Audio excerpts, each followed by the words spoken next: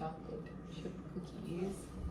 Okay, so I have already melted my butter in that little saucepan that I'm now pouring in.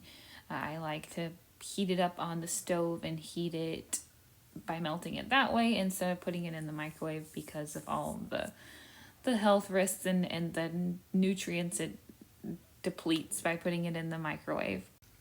I love these sourdough discard chocolate chip cookies because of the decent amount of health benefits. I mean, it has a lot of sugar, which I know is not good for us, but at least it does have that sourdough discard. It makes me feel a little bit better giving these to my kids.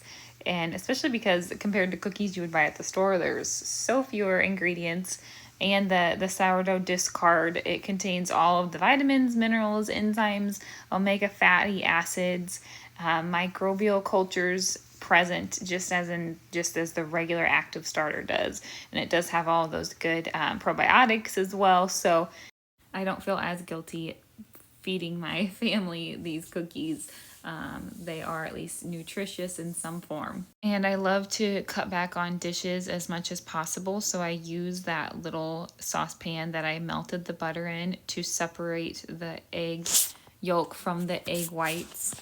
Just kind of a pro tip to cut back on dishes. I also think using room temperature eggs help get the consistency right of the thin and chewy cookies. A big part though also is how I put the flour in. You'll see in a second. But here I am adding the sourdough discard and gonna mix that in well. And just for anyone who's new to sourdough, you don't have to throw out your discard after it's been matured for about a week. If you're just now building up and starting a starter, I'd wait a week before actually using the discard so it can mature. But you can just use that instead of throwing it away. And then here is my, and it was even kind of runny. It even kind of had a little bit of a hooch on it. The hooch is like it's kind of this watery liquid that goes on top when it's pretty hungry and wants to be fed. And it smells really like alcohol. But I just poured it in and now here I am feeding it. I use a reverse osmosis water system. So I just pour a little bit of that in, a little bit of flour, and stir it till it's the right consistency. And there's how I feed my starter. Also, the little container that I keep it in that you'll see is from IKEA. It's glass. It's important to keep your starter in glass and to feed it and stir it with a wooden spoon. Don't want any kind of plastic in your starter. And I will say I need to switch out my container that it's in. You could see that there was a lot of buildup on the walls, but it's kind of funny, a running joke that my starter is very, very resilient because I didn't grow it the way that. So I've had two different starters. The first one was about 2 years old, and then I got pregnant with the baby that I'm wearing. And I was so sick the first trimester, and I put it in the fridge to go dormant, and my husband threw it away thinking it was Caesar salad dressing. I was so upset because it was 2 years old, and so I had to start all over.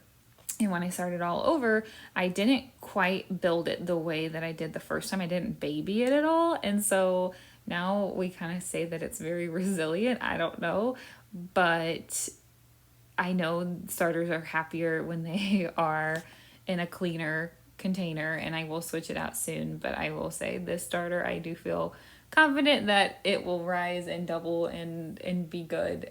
I don't know why. And sometimes I can even go like 48 hours in between feeding it, and it survives. They are pretty resilient to begin with, but yeah, I will try to make a video explaining how I built this starter up. It's about a year old now. Okay, and this was the part I was talking about.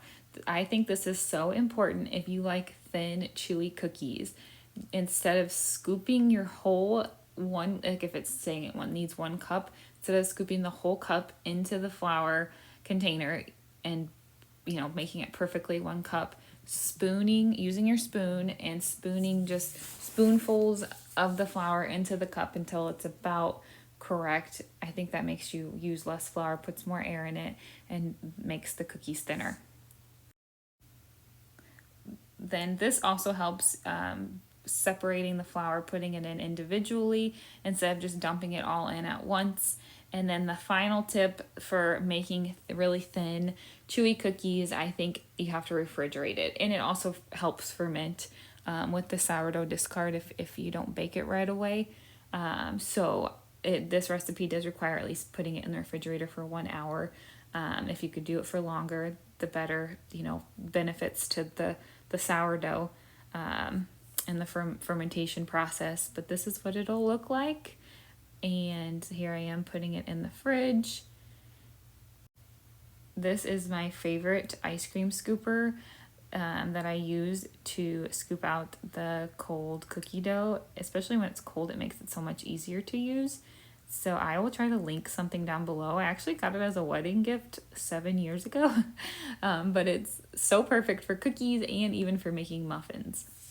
Okay, lastly, you'll see it. You probably saw at the beginning that I had this recipe written out in a cookbook. I literally have just a notebook that I turned into a cookbook that I write all my recipes in, and I love it so much. I can leave it for my daughter in the future, and then I don't have to constantly be looking at my phone at recipes. So if there's ever a recipe that I use a lot, I write it in my book. I will have this recipe written out in the description box below. I hope they turn out great. I do time it for like 8 minutes to bake them, and I sometimes will take them out a little bit early and let them just cook on the pan. I think that also helps with the chewiness. I hope you enjoyed this recipe. Thanks so much for watching. Hi, my name is Kelsey. I live on a small farm with my husband and 2 young children. I love sharing motivational videos for cleaning, non-toxic living, baking with sourdough, gardening, homesteading, homeschooling. So if you're into these kind of things, please be sure to like and subscribe.